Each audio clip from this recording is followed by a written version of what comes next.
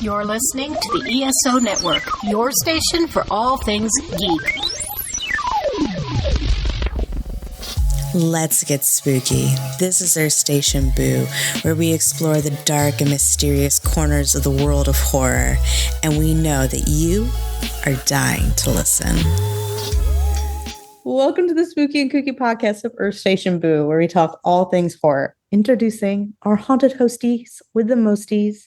We have our lovely Lisa. Hello, groovy ghoulies. We've got our kick-ass Karen. What's up, my horrorholics? And I am your spooky Shannon. And we are going to be talking about season 2 of Bridgewater. So let's get spooky.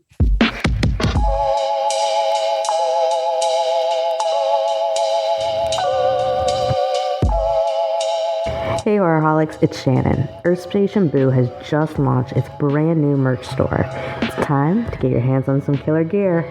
From our fun logo shirts, cozy hoodies, Let's Get Spooky stickers, and Horrorholics Anonymous totes, there's something for every one of our lovely little ghouls. We offer our spooky designs on many different types of products to fit your desires. But if you happen to see a missed opportunity, just let us know. And unlike most of Stephen King's adaptations, you know what I'm talking about, you won't be disappointed with the quality of the products. Head over to our link tree in our bio, grab your merch, show off your favorite horror podcast, and most of all, let's get spooky.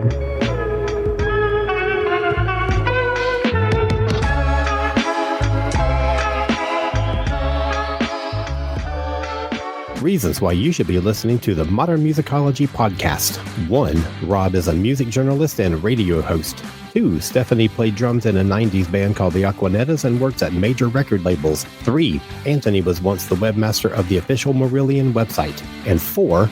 Alan is a drummer who played in Kiss, Heart, Bowie, and Kate Bush tribute bands. 4 hosts with different backgrounds, but all obsessed with music. Modern Musicology, the podcast for serious music fans, part of the ESO Network.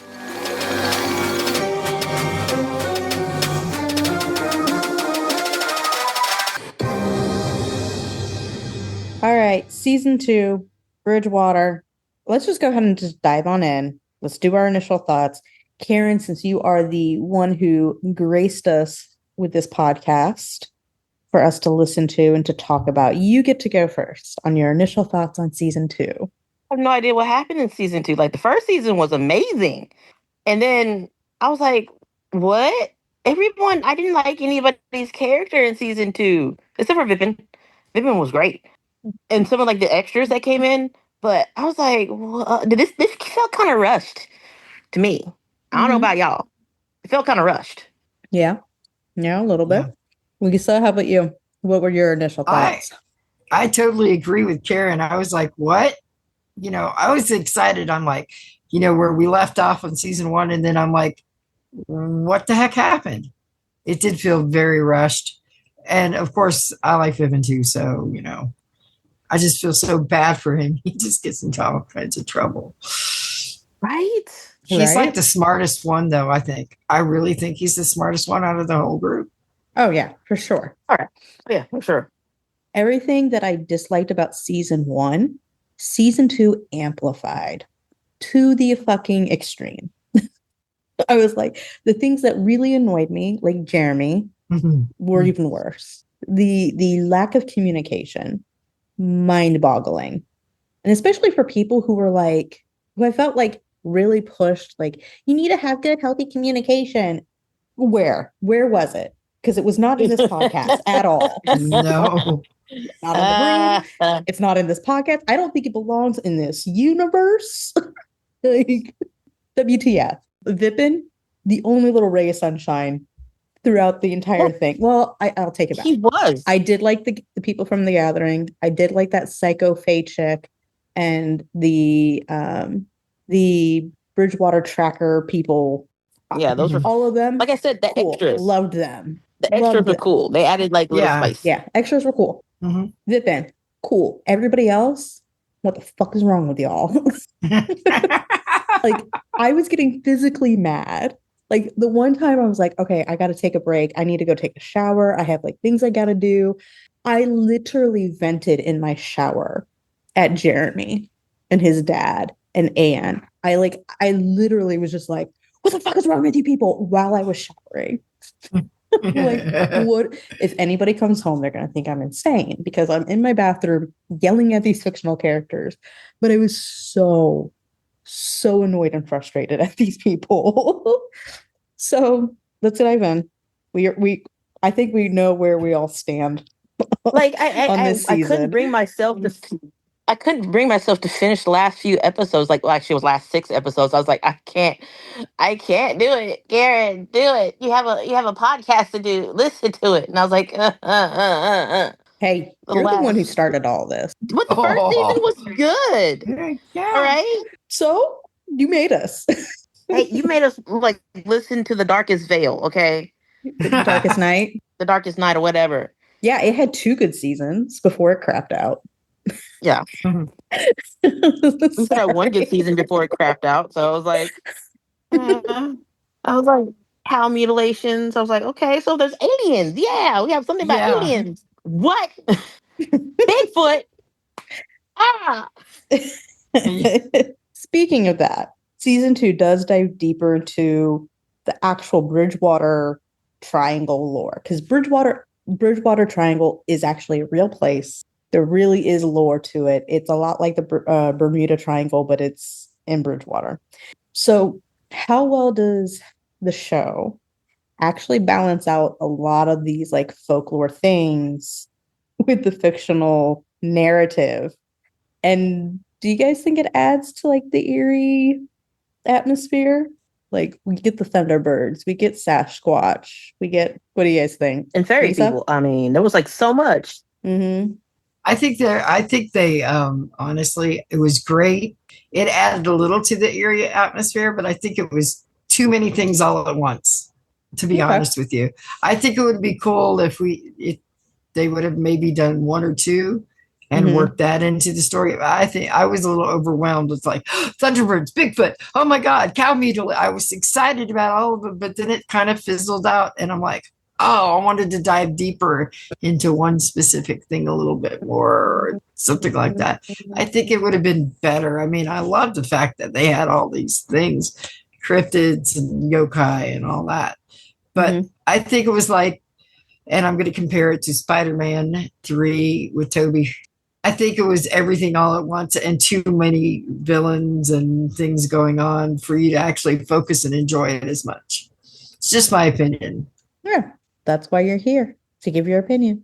That's why I felt it was rushed, because you had so many cryptids going on. And I was like, hey, man, I can't focus. Like, I have ADHD. Ooh, squirrel. Ooh, squirrel. Stop it. Like, you're dangling shiny things in front of me. Stop it. Like, in the first season, you had to deal with magic. Amazing. Yay. Second season, deal with one thing, 1 or 2 things, and go on with it. But no, you had like 85 billion things. And my mind was like, what, huh? What, huh? Yeah. I mean, I don't mind, like in the first season, there was kind of like almost a different cryptid or form of the lore that they were exploring through the different episodes, but they constantly tied together. This season, it didn't feel cohesive. It didn't feel like it flowed. It definitely felt like they had a checklist of cryptids that they wanted to talk about, and we're just checking them off. It didn't have that easy flow. And the fact that they kept bringing up cryptids from last season also made it more jumbled.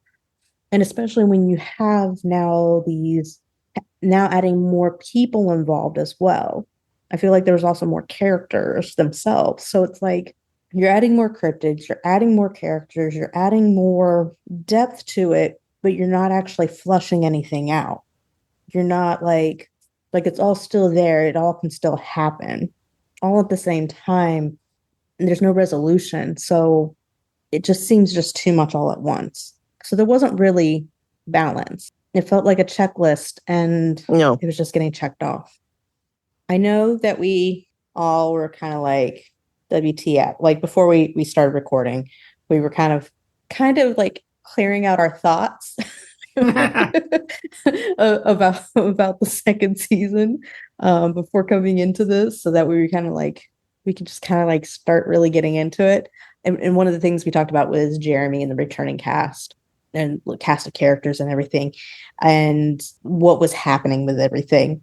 So, what did we think of everybody that came back this season, including the dad who went missing in the first season and now is back? Did we like their arcs and how they evolved? Did any of the new characters kind of steal the spotlight? How do we feel about all the characters this season? I think we already know how I feel about Jeremy, but I mean, there was like really no character growth in my opinion, because the story kind of fell flat. Like, I would have loved to see, Jeremy's dad interact with the new sheriff or the new police chief, because apparently he knew who he was. Jeremy's dad yeah, they knew who he worked was. together. Could you like imagine that stand like, wait a minute? Yeah. Could you imagine saw each other and be like, oh shit. Like, so he never got to meet him? He only was in the one episode? Yeah, no, he worked with him on the force. Yeah, I remember. But but the sheriff was like only in the police chief was only in one episode this season. Yeah. Yeah. Yeah.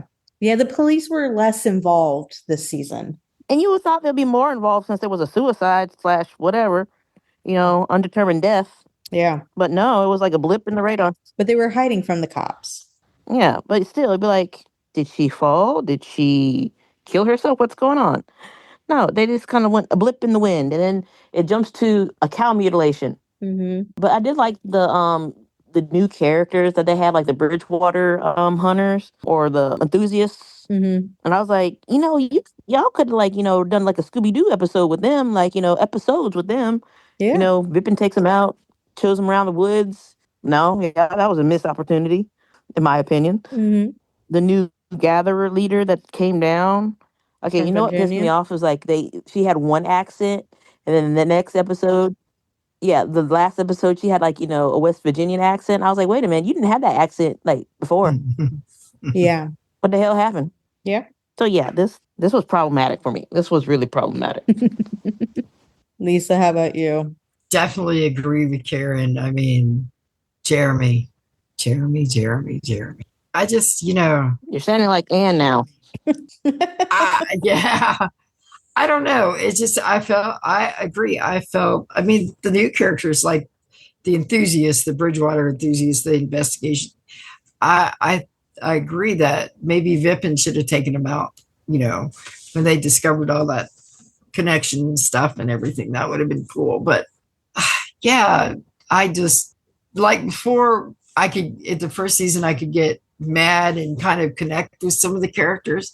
I just couldn't connect with any of the characters as much as I did in the first season. I just felt so rushed. And the suicide. Oh, what happened? Why aren't the police investigating? I agree with that. It's just like bloop, and now what? Yeah. So I feel like with the cast themselves, I mean, I also understand this is happening over the course of I think season 2 happens over the course of a week, something like that. It's not a very long time. This is a very short amount of time that this second season's happening over. A character that got brought back from the dead, aka came across the veil. So you have Jeremy's dad, Thomas Bradshaw. Yeah.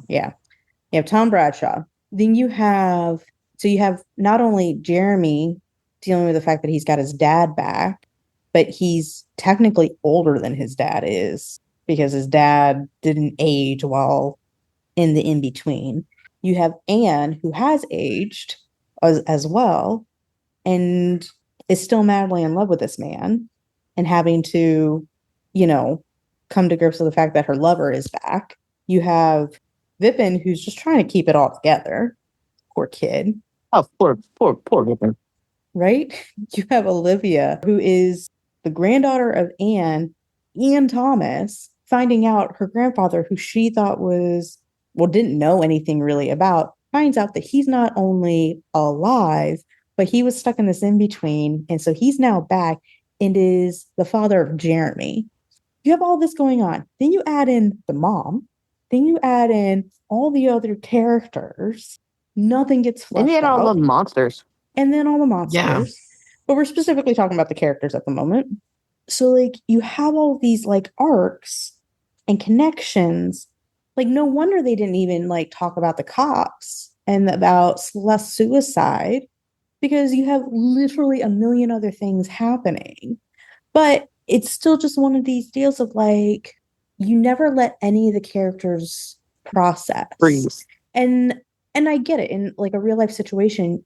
If shit's hitting the fan, you're not going to get a second to breathe. You're not going to get a second to wrap your head around what's going on.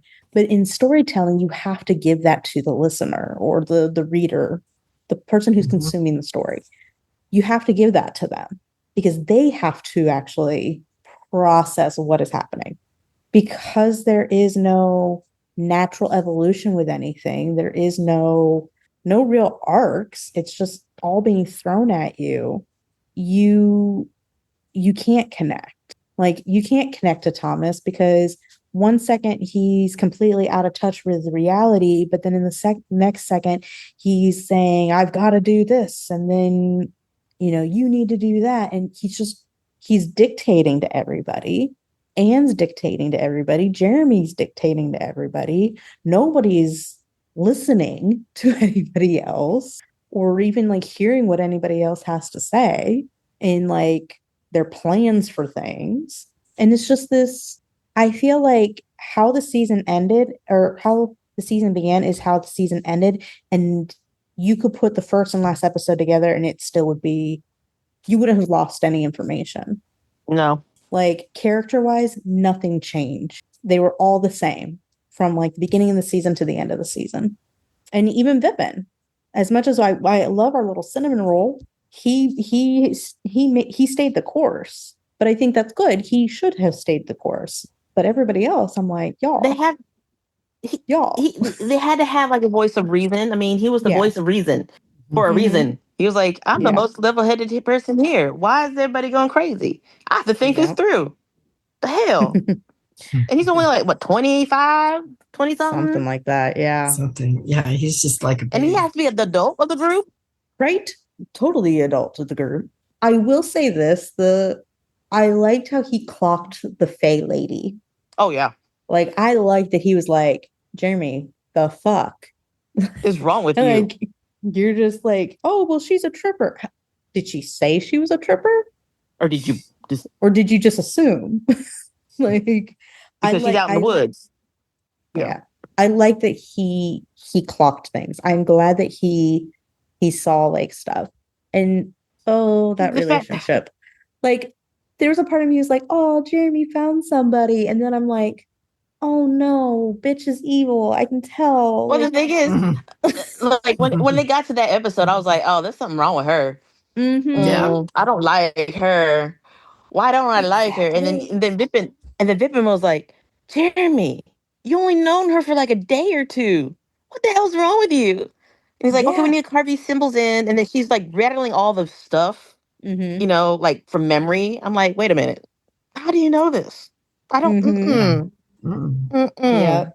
Why are you changing up my symbols? Yeah. That's not what's on this paper. Like, what are you doing? And like the fact that she was just like willing to like go out like, and Jeremy's like, still like, Jeremy's still like in love with quote unquote her, and Vipin's like, the fuck? I don't trust her. I don't trust her. Look, I get it. Jeremy's not a bright man. He very much some college professors I know are not that bright. They're smart. They're book smart. They're book smart, but they don't have common sense. They don't. You know what? I love Jeremy you, sis. Isn't even book smart. He relies on Pippin way too much. Yeah, he does. So he's not even book smart. Well, that's his TA for you, okay? No. Jeremy is a lazy, selfish prick. I don't like the character at all. I mean, so is his dad. His dad, he gets it naturally. His dad being selfish. His mom's the same way. His he dad's got it selfish, naturally. It was infused in him. But my God. And then you still have his dad because, it's like, I have to go back. I have to go back for this little boy. Bitch, you just got out, okay? Wait. Can we not wait? Not even that. Not even you just got out. You just got out and you say you're dying and you want to take a kid who's been in there twice as long as you have and bring him out and you think he's going to be perfectly fine and okay? What the fuck is wrong with you? I am so upset right now. Ooh, I need to. Oh no. Then they brought him out, and I'm like, who's going to take care of this boy? I know, who's going to take care of this child? Vipin's who's going to take care of that boy, because Jeremy can't even take care of his fucking self. I am not calming down.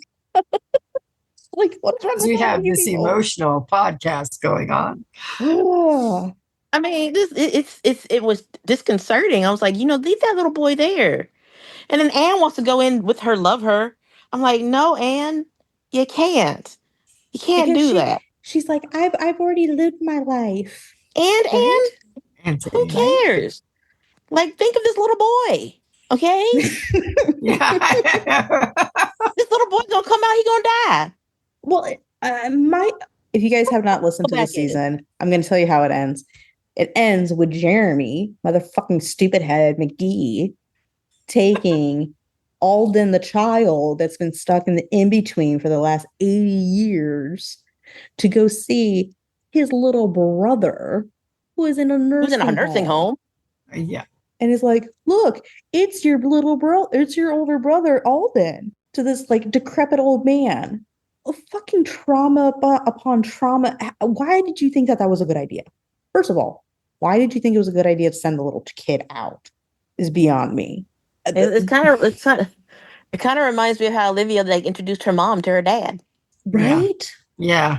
After she had given her grandmother the ultimatum to do it, but then never gave her a chance to do it. Yeah, it was like the next day. Next day. Like first thing in the morning, it seemed like they had had breakfast. Yeah. By the way, how are your eggs? And this. Yeah. And then poor, that's a shock of the lifetime right there. And the mom couldn't even process it at all. Oh, yeah. Yeah. Yeah. She's like, Mom, I'm not talking with you. Which I get her being mad at her mom, but at the same time, why would you not be fucking pissed at your daughter for dropping that on you? Like, I feel like the mom should have been mad at everybody. Yeah. I'll be yelling at everybody. Like, number one, you didn't tell me who my dad was. Honestly, the only person that she couldn't technically be mad at is Thomas. Yeah, that's true. Or Jeremy, because both of them were like, it just happened for us. Like, literally the other day. We're still processing. Yes. You could have said that any other. She came to her mama's job and told her and introduced them. Which that means Olivia has done this multiple times. Of telling her mom something that she doesn't want her mom to freak out over. So she goes to her mom's job at a bank because she's going to have to keep her everything in check in order to not lose her job. Yeah. Fucking Olivia.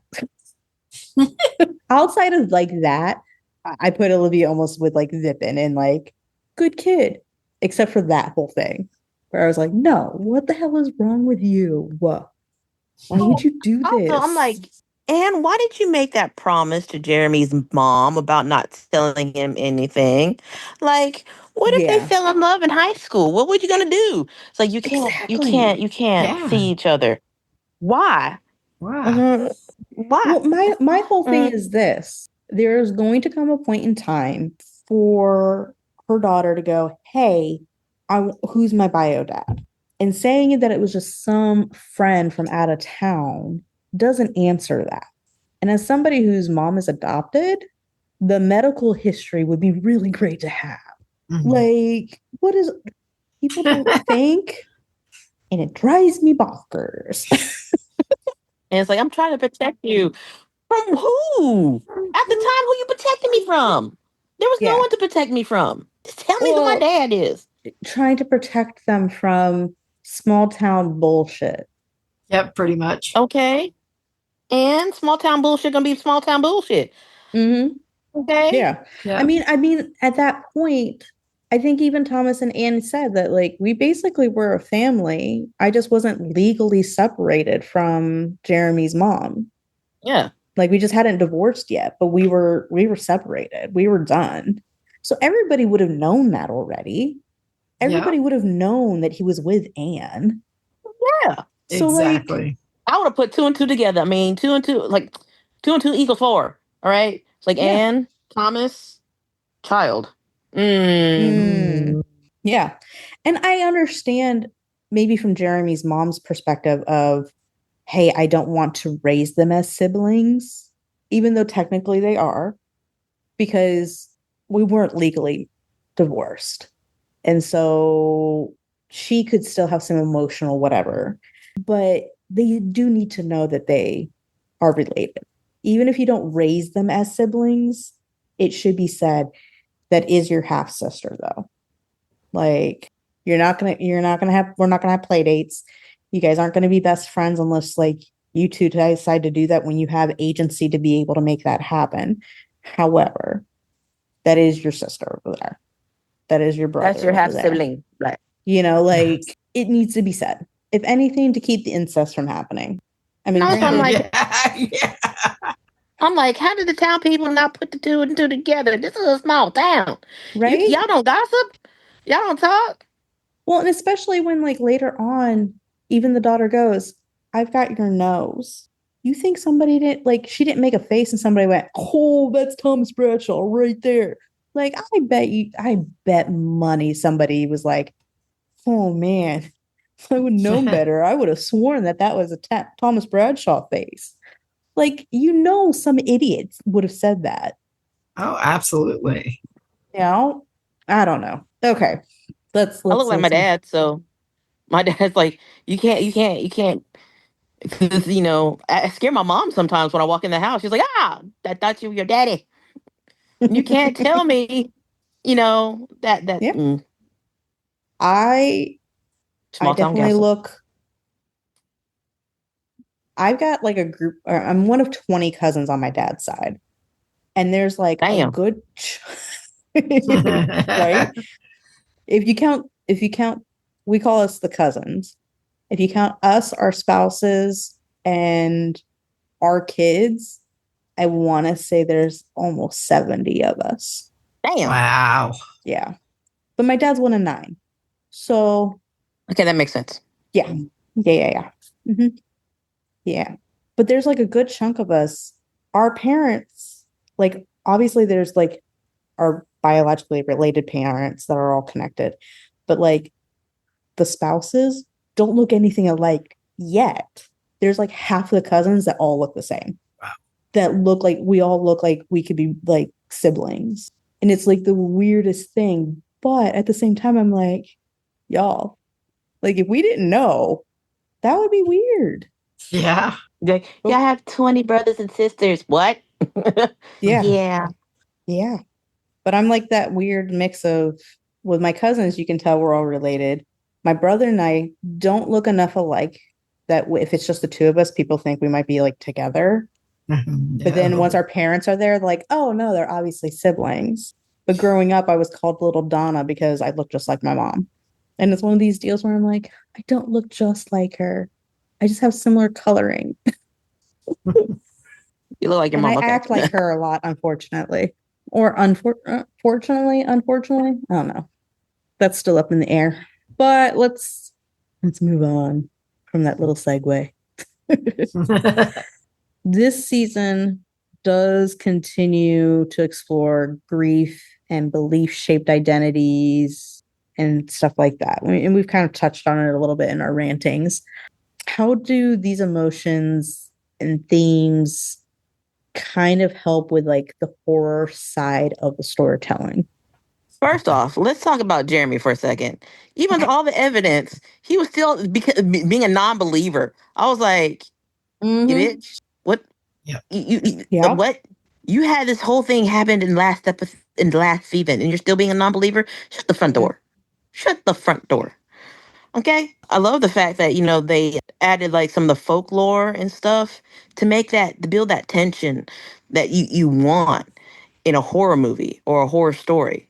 However, when you're throwing them like bullets to me, it wasn't good. I mean, they tried to, maintain that horror suspension or horror tension, but Yeah. What was the question again? The season continues to explore how grief and belief shaped identity and the actions and all that kind of stuff. How do we think these emotional themes kind of strengthen the horror elements that were in the story? Oh yeah. Okay. So not at all, because Jeremy, I know you're grieving, buddy. Everybody grieving at some point in this season. Okay. I mean, you have Ann Becker, you have Jeremy getting his daddy back. I'm surprised he didn't tell his mama, because I'd be like, hey, why don't you come to Bridgewater for a second? But Right? you know what? That's a whole new story. That's a whole new can of worms that's going to be opened up. But so you have your grieving, and then you have Olivia's mom grieving the fact that she didn't know who her daddy was. This bombshell gets dropped on her, and now she has to process everything. I mean, Mhm. everything, because her son is not at his dad's, at her husband's, parents' house, because he got taken to the in between or something. He got kidnapped, abducted by something. Yeah. So she's grieving, and it's the horror, because of the whole grieving prospect that they're all doing, and the belief of what's happening. It kind of fell flat because of everybody's Mhm. thoughts about it, especially Jeremy. He just pissed me off. It was like, you knew what was happening and you're still not believing. Yeah. Again, you talk to this person over here that you're like, oh, I could easily talk to you because you went through the same thing, and yet you're still not believing. What? Yeah.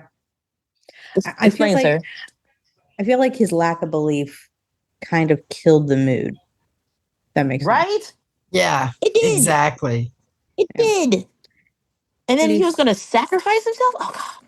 fucking Jeremy. That should be the name of this episode. Fucking Jeremy. Lisa, what about you? What were your thoughts on like the grief cycle, belief, and all that, and how it impacted the You know, core elements? speaking of fucking Jeremy, I think I was really hoping that he was going to start believing. It came so close. And then all of a sudden, he was a Grinch again. Mm-hmm. And I think that it did make all the grieving did take away from the element of horror and my everybody, Olivia. And I mean, it just didn't, because you can have some where people are grieving, but you could still feel the element of horror. I didn't feel it at all in here. I couldn't connect it. Yeah. I couldn't connect any of the emotions. No, with Vivian, I got excited about what he would find. Vipin, I mean, but I couldn't. No, I wasn't. No, Too it much just grieving, not felt enough completely. processing. Yeah. Mm-hmm. Well, and Just say it. Say it. Fucking Jeremy. fucking Jeremy. The theme of tonight's episode, fucking Jeremy. But really, like, fucking all of them. Like, there obviously multiple people were grieving, and to have somebody come back through the grieving process, I get it. Like that gives you like a lot of yo-yoing. There's so much else going on, but none of the emotions, none of the beliefs, none of the anything really grew or evolved or just changed in general. Like when I said earlier, like the first episode and the last episode, you were in the same spot. I mean it. Like I didn't find this season to be thrilling or scary in any way, shape, or form because none of it really evoked any of that. Because none of the characters really were evoking that. Like, I think probably the closest would have been like the Thunderbird thing, where they got like had the Thunderbirds and then like got locked in the house and like that whole situation. But I think that was like the closest. Yeah. Yeah. Everything else kind of seemed like pretty like Mundane. I mean, even when they were being chased and like having to like circle through the woods for hours or whatever, it was like, okay, and like you circled the woods for hours, like good for you. I don't know what you want me to like to feel other than annoyed and pissed off that you guys don't know how to communicate with each other. Like honestly, like even with me being with like how I feel like we can kind of be desensitized to a lot of stuff that is quote unquote scary or horror. Like I couldn't even see somebody who's not into horror being horrified by this. Like nothing about this season was scary. And so I don't feel like this season was horror because it wasn't there. Yeah, it was a lot of supernatural. I would put this in urban fantasy, but like it didn't have a scare factor. Like not even for like the characters. Like the characters didn't even seem scared, if that No, makes they sense. didn't. Yes, No, they no, they didn't weren't. seem scared at all. It just I don't the lack of belief when given undeniable proof just showed how idiotic the majority of these characters were. And it just like it was annoying. And I mean, yeah, I kind of pushed through so I could like finish up the season, but like Karen, it wasn't because I wanted to, it was because I was like, okay, I have to. Because I was just getting so annoyed that I didn't want to continue. I was like, good grief, can we just get to the final episode already? I know, right? You know, like I'm only anticipating season 3 simply because I want to know what happens to Alden. Right? That's it. Yeah, exactly. That's it. Like, no, I don't care about Jeremy. I don't care about Anne. I don't care about Thomas. I do care about Olivia and Pippin, you know, and I want to know what happens with Alden. I do wonder if that Faye lady went all the way through or if she's staying back because she wants to get Jeremy. Because I think she really likes him and wants him. And I think she was the one who led him into the woods to begin with. Probably. But you know, by that time she had another body, so she was in another body, so she couldn't really take his. Yeah, but what I mean is like I think she let him in there because she liked him as like a playmate. Yeah. But that's my personal headcanon. Let's see here. I kind of touched on this. This season kind of walks the fine line between supernatural encounters and psychological unravelings. I'm using air quotes for y'all. Do you guys think this show keeps things kind of guessing because of all of that? Or was it very much like do you guys need to take a stance and like solidify something if you're going to be like supernatural, if you're going to be more psychological, or find that happy medium between? It was so much chaos that it was just everything was going on at once that it should have been either one or the other, or they could have I don't think that it could have been a happy medium the way they were going, to be honest. And it was really hard to follow sometimes, a lot of times. And then I get mad about, why are you guys talking so much? Do something. So, yeah. Especially since the talking wasn't productive. I know. The communication was not productive at all. And I'm like, oh my God, come on. And to be honest with you, I think they changed the way they did sound because in the first season, it was a little creepier with the surround sound stuff. It just wasn't as... They weren't in the woods as often. I know. I wanted them in the woods a lot more. Or I shouldn't say that. They were in the woods quite a bit, but they just weren't in the woods in the same way. But we'll talk about the sound in a little bit. Yeah. But yeah. We'll talk about that next. Sounds good. Yeah, they should have picked one stance. I mean, you're gonna be horror, or you're gonna be horror. You're gonna be psychological horror, or you're gonna be psychological horror. It wasn't even both. It was like trying to push the envelope either one way or the other. It's like, just pick one, dang it. Yeah. Pick a side. Stick to that side. But they didn't. Yeah, they didn't. No. I think that they could have done a good balance between like a supernatural horror and a psychological horror had they not had the same conversations over and over again of who's sacrificing themselves to save the world, kind of thing. I feel like every episode you had that argument and it was just them going in circles. So you could have had more depth on like the supernatural side of it all. Or even had they progressed the conversation, they could have had more on the psychological side. Had it been more of like a, you know, them actually like communicating and being able to get things passed across, like it just there was so much that they could have done that they didn't. And I don't want to say it was half-assed because I don't feel like it was. I do think that they actually like truly tried, but in truly trying, they failed at both, if that makes sense. Maybe they were just trying too hard. I think they were trying too hard to be too many things. Right. Which does kind of surprise me a little bit, considering I have listened to the Bright Sessions that Lauren Shippen has written before. And I love lore that Aaron Mackey is part of. So it's one of those deals of like, I know your guys' other works and they're good. Why did this fail? What else was going on? Who else had their hands in this and just messed it up? Because I feel like there had to have been somebody else's hands in this, if that makes sense. Does that make sense? Yes. Okay. I'm sitting here going, I'm like, I don't even know if this makes sense to me. Like, I know what I'm trying to say, but I don't know if it's coming out the way I wanted to.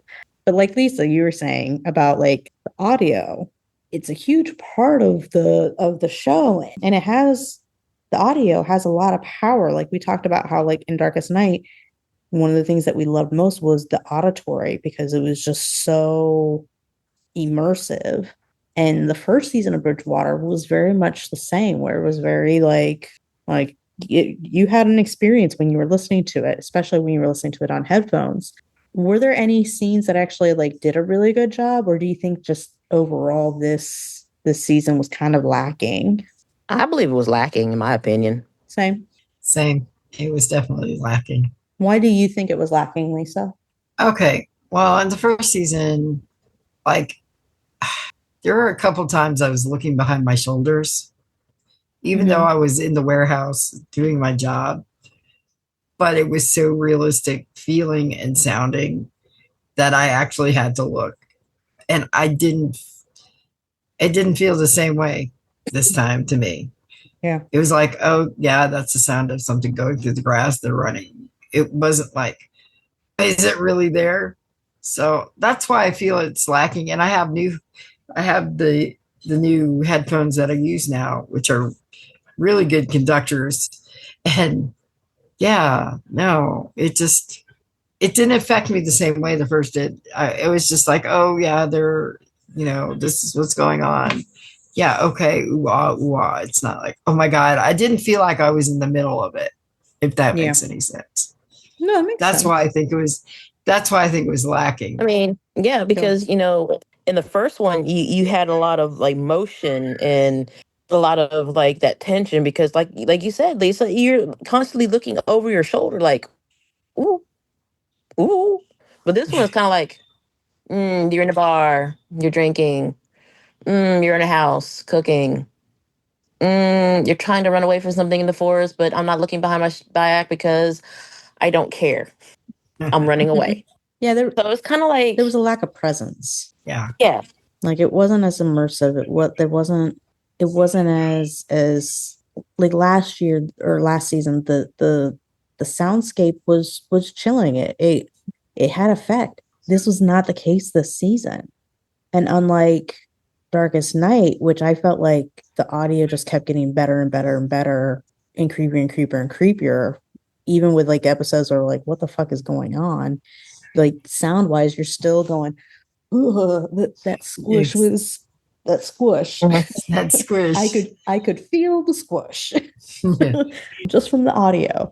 But that was not the case with this one. It felt more like a talk show than it did a radio show or like these audio dramas. It didn't feel like that. It really felt like sitting at a script read table, if that makes sense. That makes a lot of sense. Obviously, we really don't think the buildup for this season or the suspense paid off. What do you think were some of like the slowest spots? And how desperate are we for season 3? The whole thing was a slow spot. I mean, with all the talking and whatnot, I'm like, damn, there's no action going on here. Like the other one had, the first season had a lot of action going on. It broke it up with like, with the talking and, the dialogue and stuff, but it was a straight dialogue in season 2. I'm like, can we like go on from something else? I don't like stories have action in it, not just straight dialogue. Were there any spots that were not slow? I would have to say when the Thunderbird starts to attack them, Jeremy and Vipin and the lady, that was not slow. That was like that did kind of get my heart pounding for a little bit. I think that was the only scene that was good. Yeah. Agreed. Which is kind of sad. That was the only one. Not even like when Vipin and Olivia were getting chased. Yeah. Lisa, what about you? I agree with Karen. The most exciting part was the Thunderbirds. The rest, it was just dialogue. It was like Talking Heads, what we say in comics, where you have two people talking all the time. And it's boring. There's no action. Did not have enough action to break up the dialogue. And the Thunderbirds was the best. Okay. How desperate are we for season 3? I like season 1. I wasn't thrilled about season 2, but I am curious enough to listen to season 3, hoping maybe there'll be an improvement of some kind. Because I want to know what happened to Alden. I think that's that's fair. Same. That's the only reason why I want to see season 3. It's like I want to see what happens to that little boy. Yeah, that's the only. I mean, hell, I don't even need them to like. I don't even need to listen to season 3. I just want to know what happens. I'll read the show notes. Like, oh, okay, cool. That's awesome. Great. Yeah, like I'm not desperate for season 3. Alden's the only reason why I would like to know what happens next. But even if I don't get that, I'm not upset by not getting it. Yeah.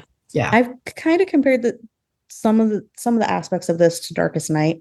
One, because we talked about it on here, and two, Darkest Night was kind of one of my introductions to dramatic horror dramas like this, audio dramas. But there's a lot of horror audio dramas out there. Where do you think Bridgewater, and we'll say seasons 1 and 2, where do you think it sits on that spectrum? Do you think it sits high on the list or on the lower side? On the lower side, in my opinion. Same. Because it's not really. It's trying to be a horror. Like with season 2 combined, it's trying to be a horror, but because of like all the psychological trauma that's happening, it's not really a horror because it's not adding the horror element of tension, of suspense. You just get straight boring dialogue. Yeah. And that one scene of suspense. That's it. Yeah. Lisa, what about you? I agree with Karen. It's on the lower end. That's all I have to say about that. Yeah. When I compare it to some of the other horror audio dramas out there, it definitely sits on the lower end. Part of it is because there's only 2 seasons, and the first season was good, but it wasn't great, especially in comparison to some of the other ones out there that may even only have 1 or 2, 1, 2, or 3 seasons, but their first season was really good. And this one, it was good, but it wasn't great. And then you come to season 2 and you're annoyed and pissed off at the characters. I'm glad that it evoked emotion. Like, I'm glad that like I am pissed off enough that I'm like sitting here ranting, but it doesn't make me want to re-listen to it, unlike other audio dramas where I want to go back and I want to re-listen to it. Like, there's a few that we've put on our to review list that I'm like, ooh, I can't wait for us to do that one because that's going to be a good one. I like that one. Or, just simply like, oh, the story on that one was a lot better than this one. Yeah. If we do check out season 3, outside of Alden, would we be intrigued by more of like the mythology portion of it all or folklore portion of it all? Or do we want more like character resolution? I mean, I would be interested in season 3, not just because of Alden. I want to see like you could like leave Jeremy to the side. I want to see more of, like the Bridgewater trackers or Trippers? the trippers. Yeah, I want to see more of them like getting involved because they have the tap on the information that comes in and goes out Mm-hmm. because they're online all the time looking for little tidbits and information. I would like to see more of them. Their interaction and Vipin's interaction were really, really good. Yeah, they were. So I want to see that with them exploring some of the folklore and the cryptids that happen in Bridgewater. Okay. Lisa? Yeah, I definitely like the Bridgewater Trippers and the way they were involved with Vipin. I don't know why I keep wanting to say Pippin. Because Anyway. Pippin's a more common name. And yeah.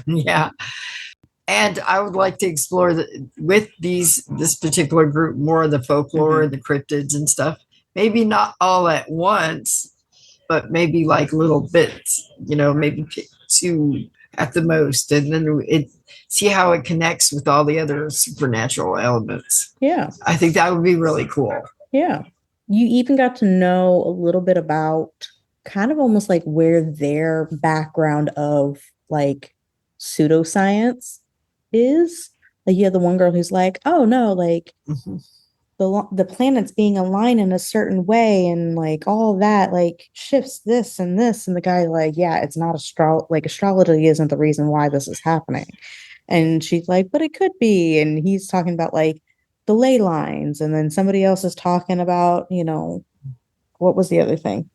I don't know, my mind's blanking on what the other guy's thing was. But they all had theories that like, okay, that'd be kind of cool to have like an episode where like they're like, okay, like let's check out your theories and see how they work, and like have them going on an adventure that delved onto like those little theories to finding like the facts about it all. That would be kind of cool. I would like more of like the mythology, because I think the Bridgewater Triangle, like the real lore, folklore, and like all the craziness that happens there, I think that is really cool, and we could totally like get more out of it.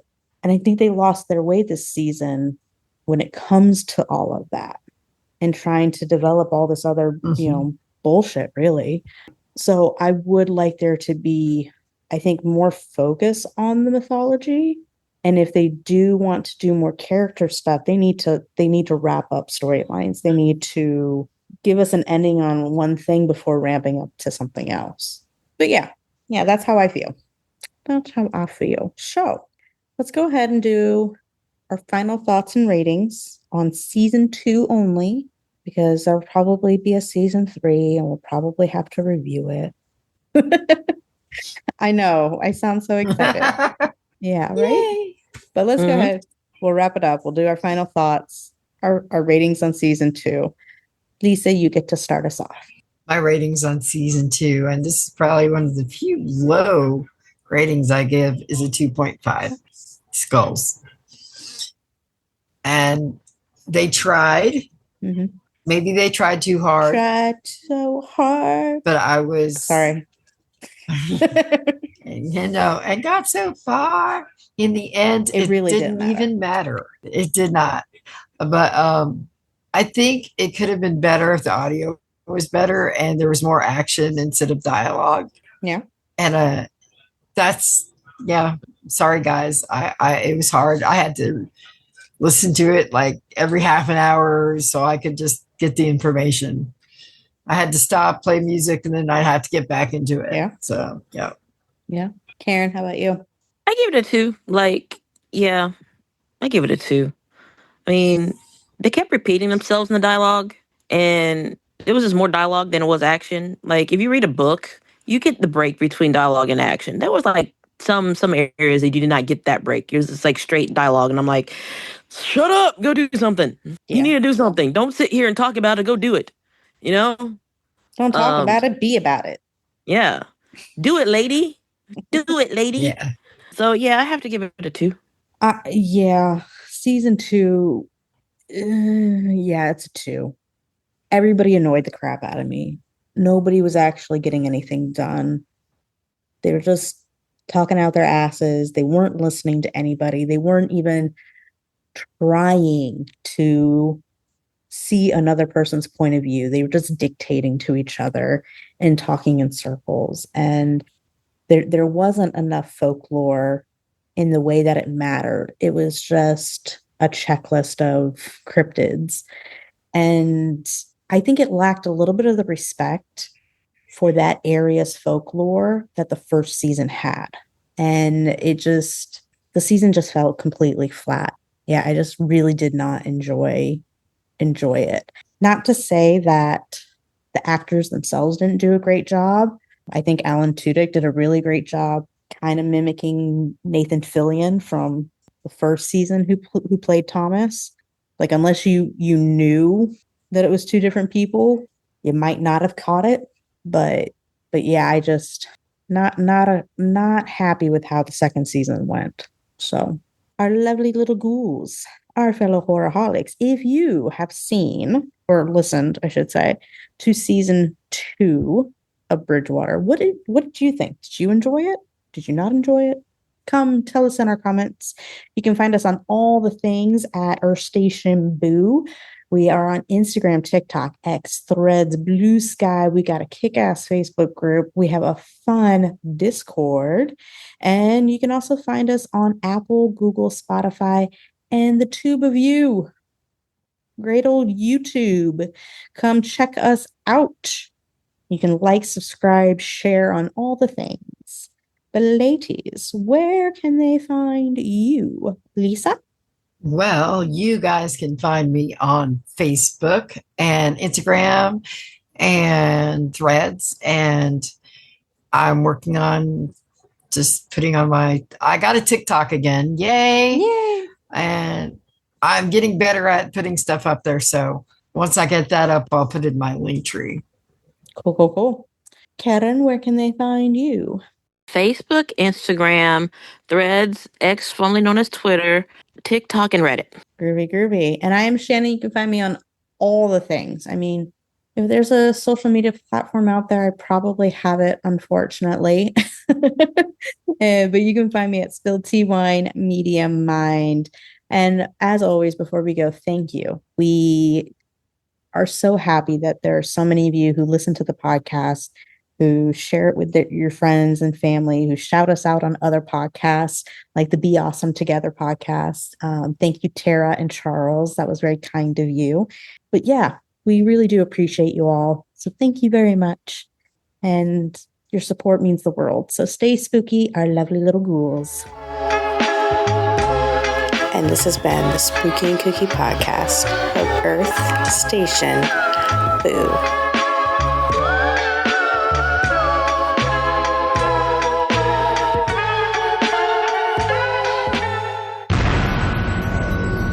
This has been a broadcast of the ESO Network.